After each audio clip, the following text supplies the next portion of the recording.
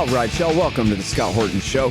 I'm the director of the Libertarian Institute, editorial director of antiwar.com, author of the book Fool's Errand, Time to End the War in Afghanistan, and the brand new Enough Already, Time to End the War on Terrorism. And I've recorded more than 5,500 interviews since 2003, almost all on foreign policy, and all available for you at scotthorton.org. You can sign up for the podcast feed there, and the full interview archive is also available at youtube.com/Scott Horton Show.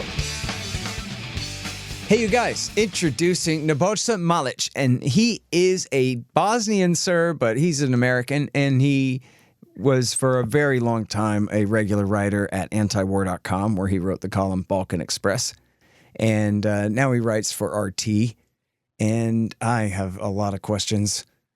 Welcome back to the show after a very long time without speaking. Good to have you back, Nebojsa. How are you? Good. Thank you for having me back, and I hopefully have answers for you. Yeah, man. Well, I've been reading and writing a lot about the Bosnian War lately, and including, hopefully not, plagiarizing your articles too heavily. From antiwar.com as I go through and do my research. Well, I already did all that like a year ago. I've been reading books lately. But anyways, so I got a lot better handle on the thing than I ever did. And it's always, I think, I probably told you this in 2003 or 4 when I first interviewed you, was I was just too young for Bosnia. I paid attention during Kosovo, and I was good on it. But not just against it, but I understood it pretty well. I followed it pretty closely and all that and cared about it and stuff. But Bosnia, I was just too young and in high school, and too many consonants in those names, too hard to memorize all those different provinces and complications. But I feel like I got a good handle on it now, and I really hope that I did a decent job of conveying what happened there in the chapter that I wrote about it in my new book that I'm working on that'll come out someday.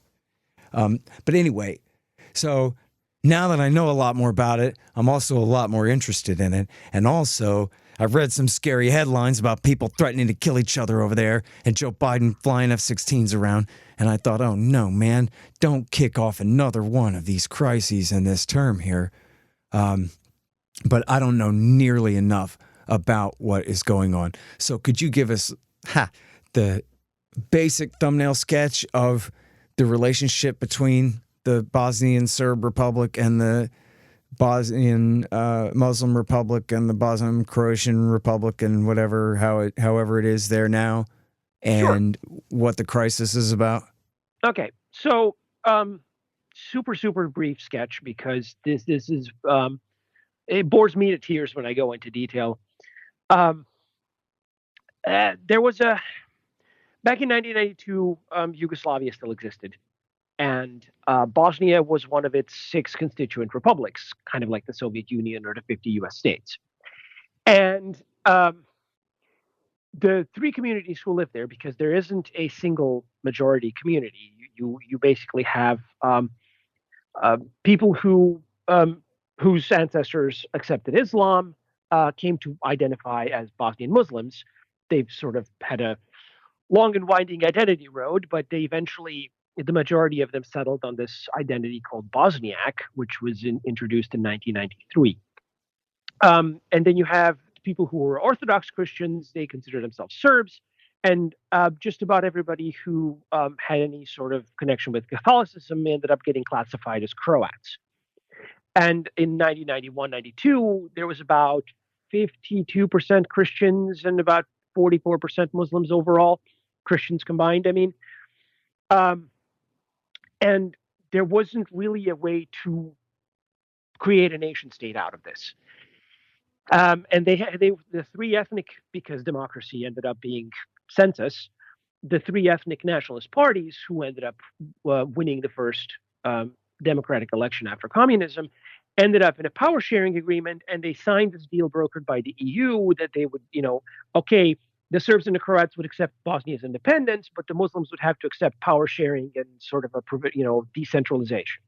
And the U.S. ambassador shows up in March of 1992 and tells the Bosnian Muslim leader, if you don't like it, why sign it? And basically, according to multiple people I've spoken to, including the former Canadian ambassador to Yugoslavia, this is exactly what happened. And the Bosnian Muslims, the leader of the Bosnian Muslims, Ali Izetbegovic, took this as the U.S. being willing to fight a war, his war for him, just like they did in Kuwait 2 years in 1991 against Iraq. And he reneged on the peace treaty, declared independence unilaterally, kicked off the Civil War. Fast forward 3 years later, this is November 1995, and the U.S. now needs a peace deal.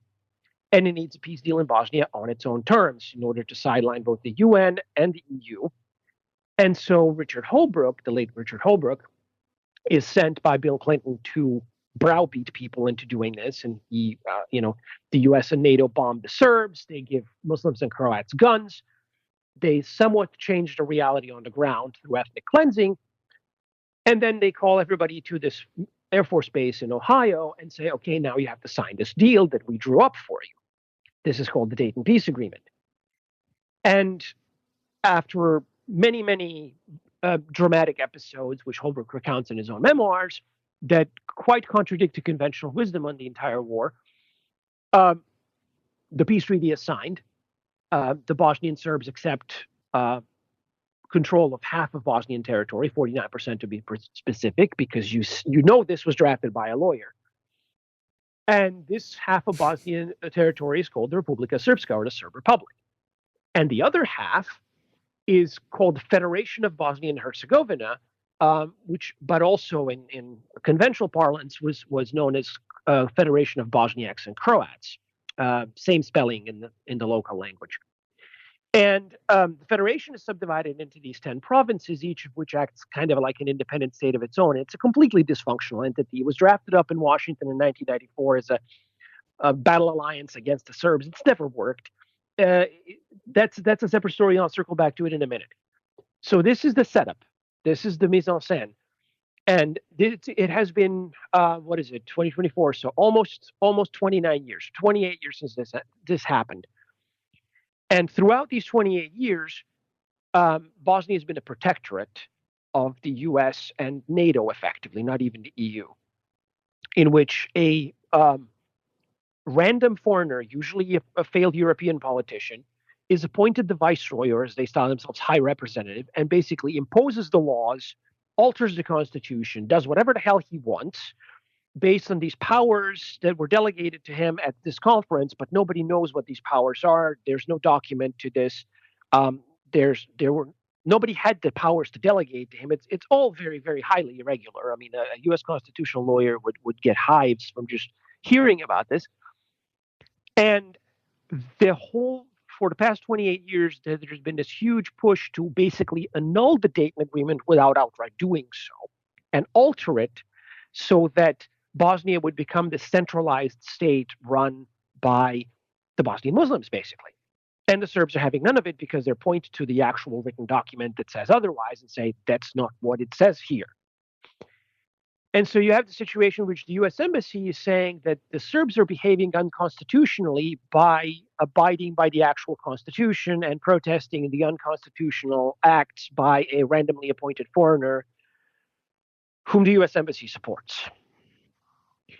And this whole F-16 episode the other day is directly related to this because for the past several years, one faction of the Bosnian Muslims tried lawfare and basically filed a complaint before this newly invented constitutional court that is not actually in the Dayton Agreement, and said that the Serbs celebrating 9th of January as their anniversary is a discrimination on a religious basis because that's a major Orthodox patron saint holiday, and therefore that's unfair to non-Serbs and non-Orthodox. And the Serbs said, well, this is absurd. I mean, this is the anniversary where our people met and declared what would become Republika Srpska. We can't change that. And it's also an Orthodox patron saint, and we happen to be Orthodox. You're denying our religious rights.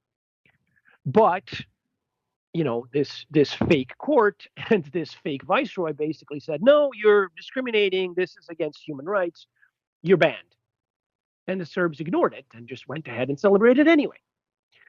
So the Americans, in their infinite wisdom or lack thereof, decided... Well, wait, just to clarify here, they weren't trying to force Catholic Croats and Bosniak Muslims to celebrate their holiday, were they? No. In fact, the whole thing is like there is no like central government law on holidays. Well, wait, and let me Uh, ask you this. Is this seriously a provocation like you hear in Northern Ireland, like these guys marching through those guys' neighborhood and this kind of thing, you know? well, so the Serbs are celebrating in their own neighborhoods. It's not like they, walked into a Muslim city and staged anything. You basically had a really really stark contrast. On 9th of January, you had this big Serbian celebration in Banja Luka with, a parade, some drones up in the sky displaying various things, including a dove of peace. And then you had a impromptu riot in one of the Muslim cities called Zenica, where people were waving like the black flag of jihad, chanting Allahu Akbar, kill the infidels, and burning a Serbian flag. And I mean that's and you had people in Sarajevo smashing up bakeries owned by a Bosnian Serb, like and they talk about tolerance and multi ethnicity and Mhm. secular civic human rights stuff, and I'm like, you're clearly, saying one thing and doing the other. What the heck? And of course, the embassy is like, oh, we condemn all violence. Well, I'm sorry, but you're both siding this issue while you're explicitly endorsing one of the sides here, and it's not the side that's celebrating peacefully; it's the side committing violence. Mhm. All right, now let me ask you this because someone was tweeting to me. I had written some stuff. I forget what the context was on Twitter with some facts out of my book that I had found about some of the sins of the Bosnian Muslims during the war. And so I got a new Serbian fan who sends me things now. And he was saying, look at this attack on the bakery. And then someone else said, yeah, but the guy that owned the bakery had done some terrible thing, whatever it was. So I was wondering if you could elaborate about that story. And then also, like, in fact, who attacked it? And is that it's like an official pogrom where the cops are standing around approving a gang of toughs doing a thing, or it's really just a gang of toughs doing a thing? Or can you elaborate exactly? Because and really the point being the level of tension that this represents, or whether this can be okay again. I mean, you mentioned acts by the Bosnian Muslims where they're intruding more and more, or essentially, in fact, I think if I remember the context right, it was kind of defining the state as more and more centralized under Sarajevo's authority against Right. the Serbs. So just elaborate on that more if you could. All right. Well, less people think that I'm being unduly partisan here. Yeah, I am an ethnic Serb who grew up in what is today Sarajevo, controlled by the Muslims. So I've got experiences on both sides of this. But um, in no universe is it okay to attack a man's property based on his speech. The owner of this bakery hasn't done anything. He may have said things that the Muslims uh, got offended by, but you don't smash a man's bakery for that ever. Like that's not, according to U.S. rules, according to European rules, according to these all civilized Western rules, according to libertarian principles of non-aggression that you and I are largely in alignment with. That is not something you do. Now, if you're looking at the whole Ottoman Empire Sharia rule, in which if any member of a community behaves in a way offensive to Muslims, collective punishment is immediately authorized, then yes, this is what would be acceptable. Except Sharia law is not actually implemented in Bosnian, in the Bosnian constitution. If they want to implement it, they can sure try, but that's what the war was fought over. Let me circle back to this here. Personally, I think Alija Izetbegovic is the biggest um, criminal in Bosnian Muslim history because he managed to get these people in blood feuds with everybody, including themselves. There's a faction of Bosnian Muslims who disagreed with him, and he declared them traitors and organized a hunt on them. And he has made them perpetually miserable, perpetually antagonistic to everybody, and completely unable to functionally live. Because from 1991 onward, they've always blamed everybody else, never tried organizing their own life around any sort of principle. And it's always, oh, the Serbs are to blame, or the Croats are to blame, or the Europeans are to blame, or Americans are to, well, not so much Americans. Every so often, when the Americans don't do what they want them to do, they start criticizing sort of a think like this Ukrainian sense of self entitlement. You're not doing enough for me. How dare you? But he created this incredible psychological dependency and to the point where, it's been 28 years since the war. Republika Srpska is functioning as a state. They don't have a whole lot of money, but they have a functional state, and they've structured their own lives in a coherent manner. The federation is completely dysfunctional. Every province does whatever the heck it wants. It is completely unable to set up any sort of government. Meanwhile, people are just, bureaucrats are just drawing salaries and strangling what little remains of the economy there, extracting everything through taxation and abuse. But that's somehow the Serbs' fault. And they always run to the embassies, to the EU and the US, and whine that their poverty and their problems and their social issues are somehow the fault of somebody else. And if only we had a centralized government and all these laws that we insist on, everything would be great. It's statism on steroids, and it's disgusting. If they could have organized themselves normally, they would have by now. But again, Izetbegović's ideology of we are entitled to everything, and everything bad that happens is somebody else's fault is what's holding them back.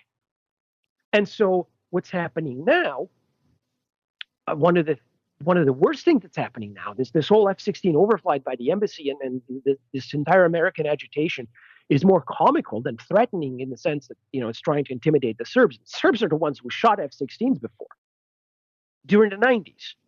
On at least two occasions. Asked the former Air Force Secretary, Air Force Chief of Staff. I think Goldfein was his name. He was a pilot in an F-16 that got shot down over Serbia. He survived, but he remembered it. And this is not going to intimidate the Serbs.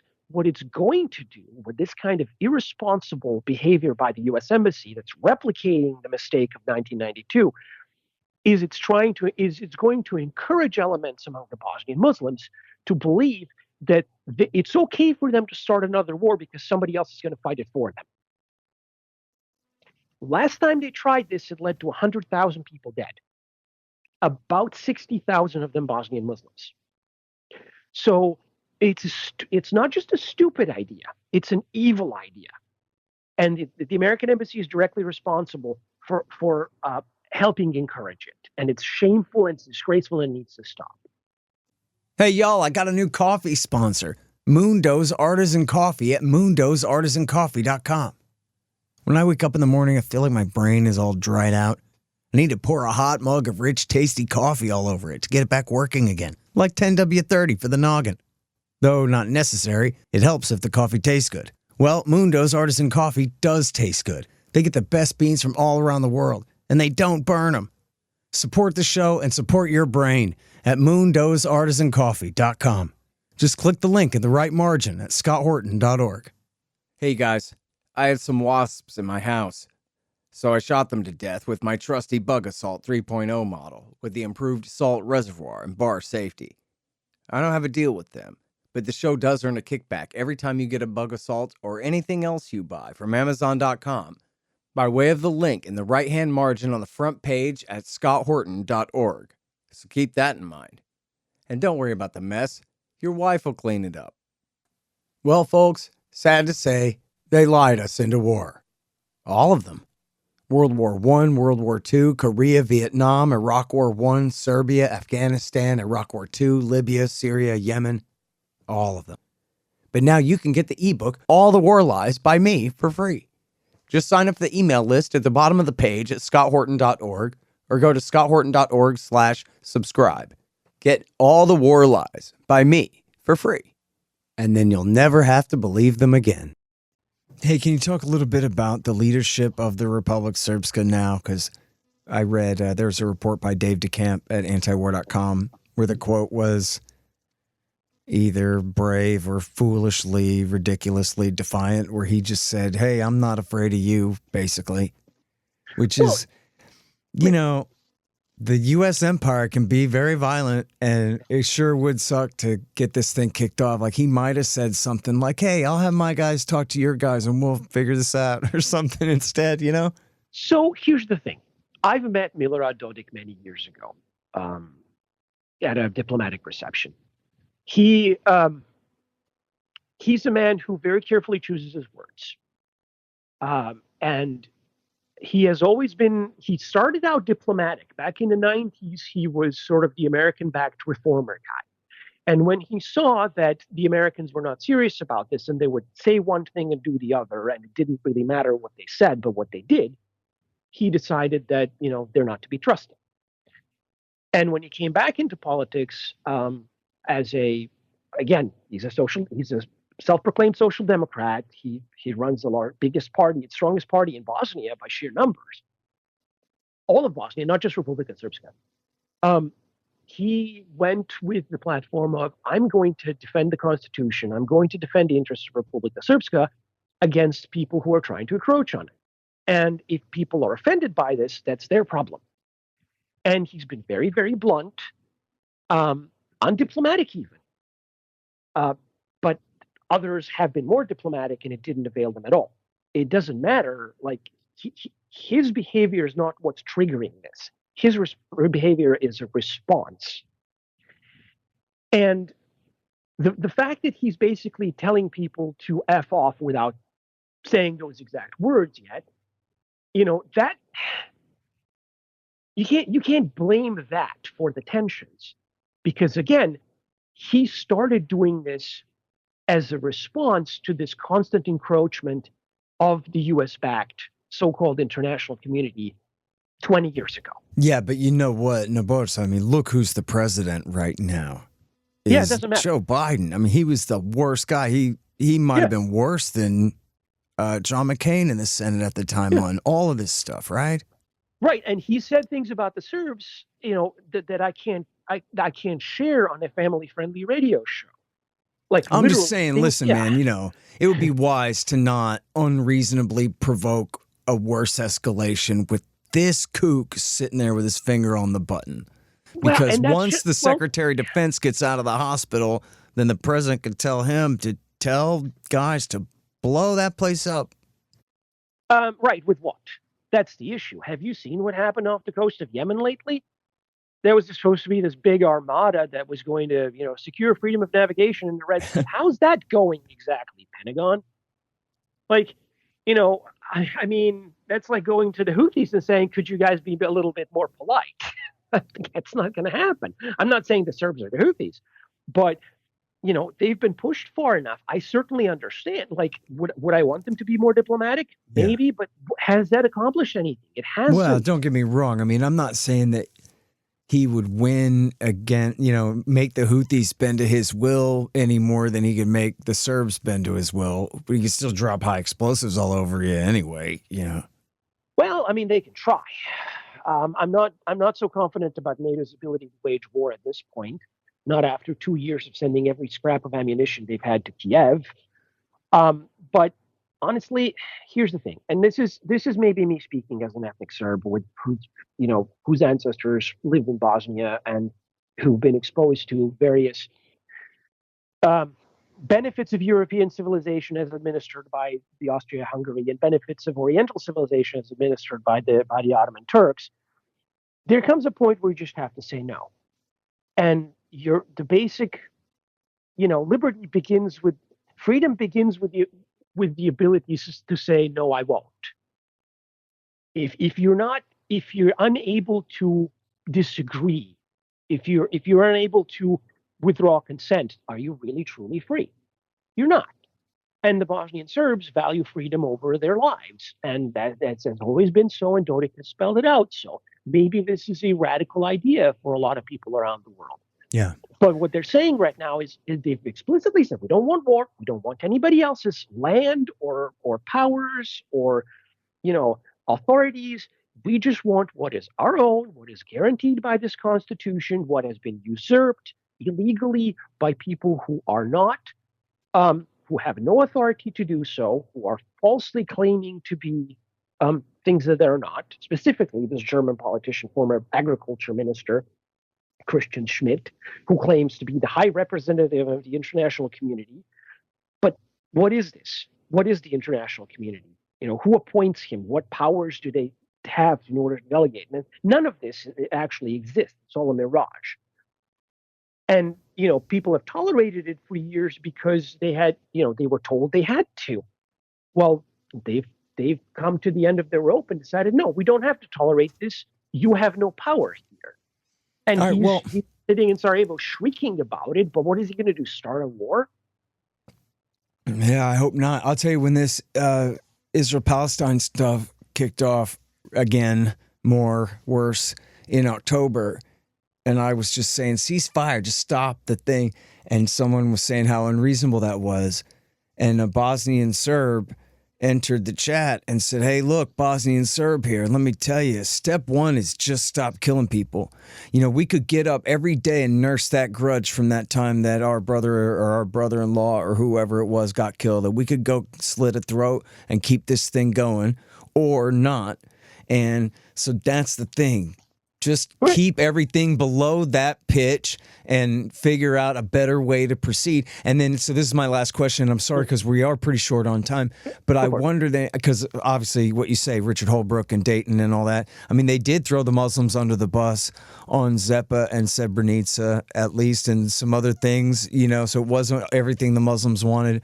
But I understand, you know, as you described at the beginning, it's NATO power that basically holds the thing together. But so what's a reasonable way forward? You let the Bosnian Serbs finally join with Serbia and keep their independence that way? Or what do you have in mind?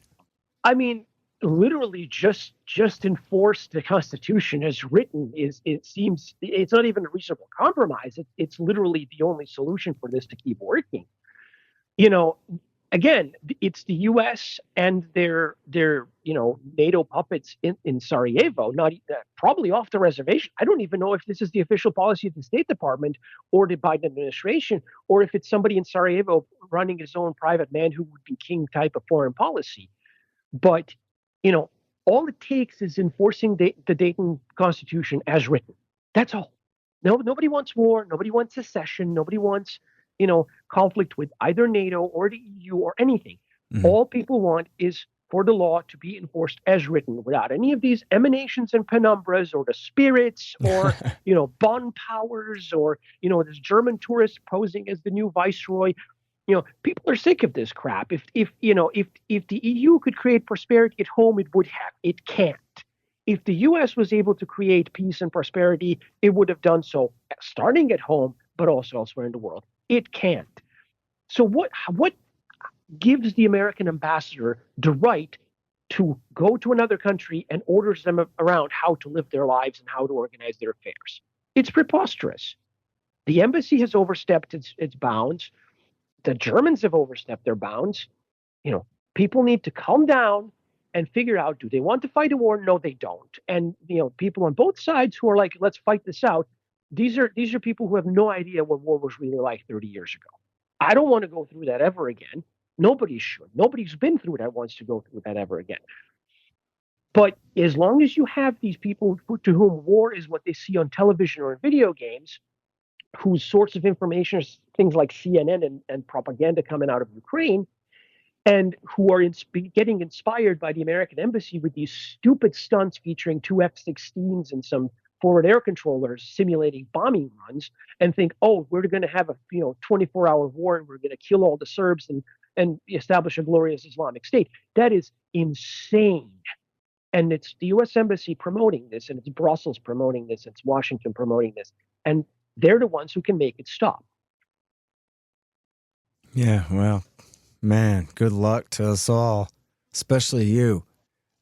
Hey, I read this thing before I let you go. I searched your name up and I found an article from, was it August 1995 in the New York Times?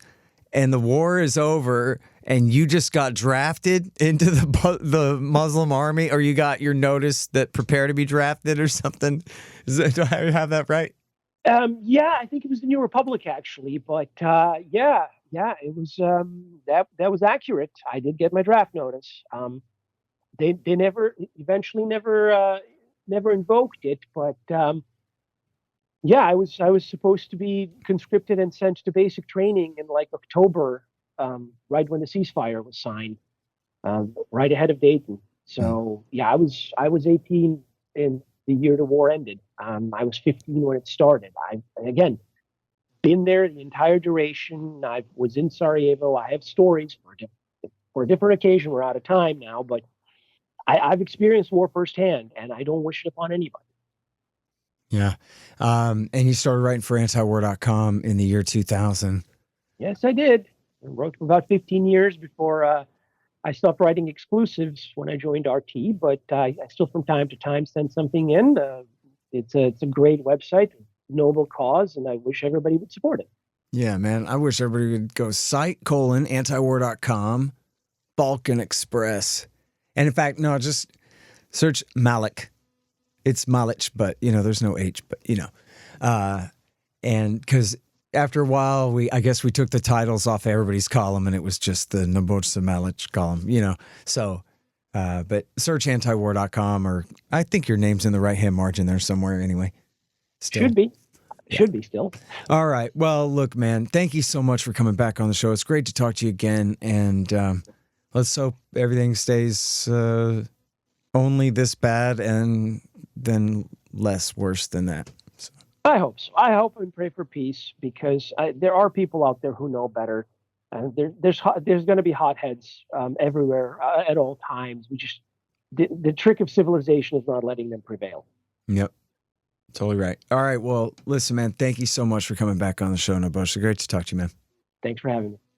The Scott Horton Show, Anti-War Radio, can be heard on KPFK 90.7 FM in LA, APSradio.com, antiwar.com, scotthorton.org, and libertarianinstitute.org.